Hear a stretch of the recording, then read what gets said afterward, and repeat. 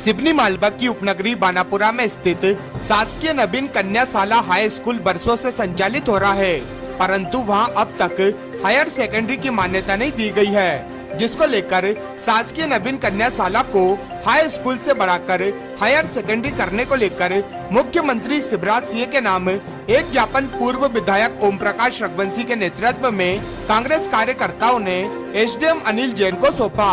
ज्ञापन में बताया कि प्रारंभ से ही बानापुरा में कक्षा 10वीं तक कन्या हाई स्कूल है। यहाँ पर हायर सेकेंडरी स्कूल नहीं होने से बालिकाओं को आगे की शिक्षा के लिए अन्य स्थानों पर जाना पड़ता है अथवा महंगे निजी स्कूलों में प्रवेश लेकर आगे की पढ़ाई करनी पड़ती है, जो कि मध्यम एवं गरीब वर्ग की छात्राओं को अपनी आगे की पढ़ाई बीच में ही छोड़नी पड़ती है। पूर्व विधायक ने ज्ञापन में मांग की है कि अधिकारी आगामी शिक्षा सत्र 2023-24 से बानापुरा में 11वीं एवं 12वीं की कक्षाएं प्रारंभ करने के निर्देश देने का कष्ट करें, जिससे कि छात्राएं अपनी पढ़ाई पूर्ण कर सकें। पूर्व विधायक ओम प्रकाश रघुवंशी ने बताया कि एक और सरकार बेटी बचाओ बेटी पढ़ाओ की बात करती है, वहीं दूसरी ओर उपनगरी बानापुरा में छात्राओं को मजबूरी में पढ़ाई छोड़नी पड़ रही है। हम सरकार से मांग करते हैं कि जल्दी बानापुरा स्कूल को हायर सेकेंडरी की मान्यता दी जाए, जिससे कि हमारी बेटियां साक्षर हो सकें। इस अवसर पर सभी कांग्रेस कार्यकर्ता उपस्थित रहे। इस चीज को लेकर ज्ञापन दिया गया। कल मैं अपने मतदाता परिचय पत्र में थोड़ा संशोधन कराने के लिए मेरे बूथ पे गया था बानापुरा में। वहाँ पर बूथ पर मैंने जाके बात की वहाँ शिक्षकों से, शिक्षिकाओं से।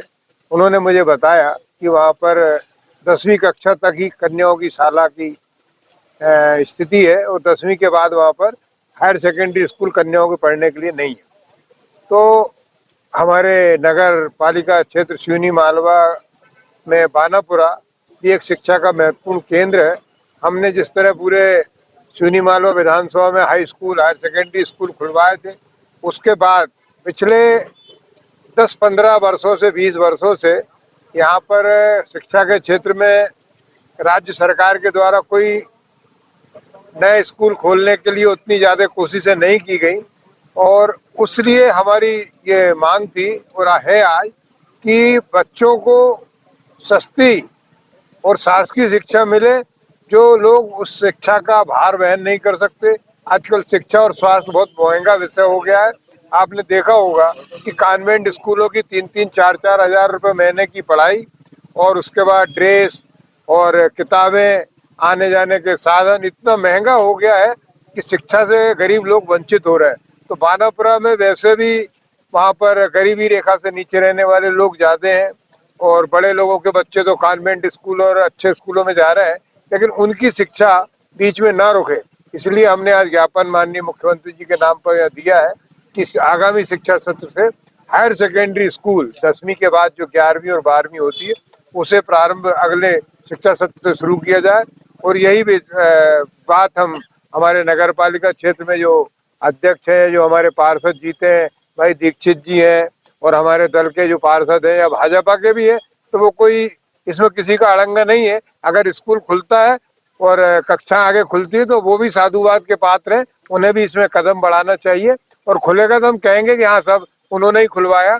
और पिछली बार जब मैं आया था उस समय हमने हमारे जनपद उपाध्यक्ष भाई राम रघुवंशी के संबंध में ज्ञापन दिया, माननीय थाना प्रभारी महोदय से चर्चा की थी और उनसे निष्पक्ष हमने न्याय की मांग की थी। वो जांच चल रही है और उस समय मैंने कहा था कि जो हमारा आप लोगों ने प्रश्न उठाया था पत्रकार साथियों ने कि वो वहाँ पर ब्रिज के ऊपर लाइट नहीं है, तो मैंने कहा था 7 दिन में शुरू हो जाएगी। मैंने उसी दिन वहाँ से जाके जनपद के सीओ साहब से बात की, बाकी जगह बात की और उसका ये मानते हैं कि लाइट चालू हो गई है। उसमें सरकार का भी सहयोग रहा है और सरकार ही चाहती तो होता है, लेकिन वो कुछ शासकीय कार्यों में व्यवधान के कारण वो लाइट शुरू नहीं हुई थी, लेकिन हमारे प्रयास और उनके सबके प्रयासों से लाइट चालू हुई है और इससे दुर्घटनाएं रुकेंगी, ऐसी हमारी संभावनाएं हैं। और आप लोग जागरूक हैं, आप इस क्षेत्र के बारे में और समस्याएं पत्रकार साथी बताएंगे, उठाएंगे तो निश्चित रूप से हम आपके साथ कंधे से कंधा मिला करके नगर और इस क्षेत्र की समस्याओं के निराकरण के लिए कंधे से कंधा मिलाकर साथ चलेंगे। इस अवसर पर आप लोग यहाँ आए हो, बहुत बहुत धन्यवाद सबको। माननीय एसडीएम साहब भी अपना कीमती समय निकाल कर हमारे बीच आए, उन्होंने हमारा ज्ञापन लिया, वो भी धन्यवाद के पात्र है।